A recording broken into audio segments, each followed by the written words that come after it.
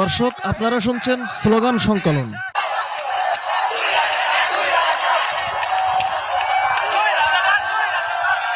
দর্শক, একটু মনোযোগ দিয়ে শুনুন, দেখুন প্রত্যেকটা স্লোগানে ইতিহাস রচিত হচ্ছে।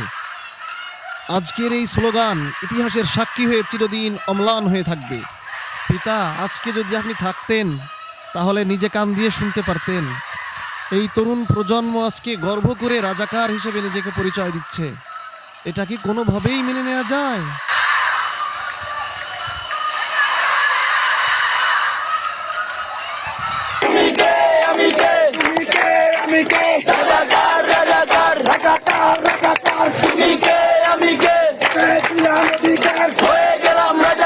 হয়ে গেলাম রাজাকার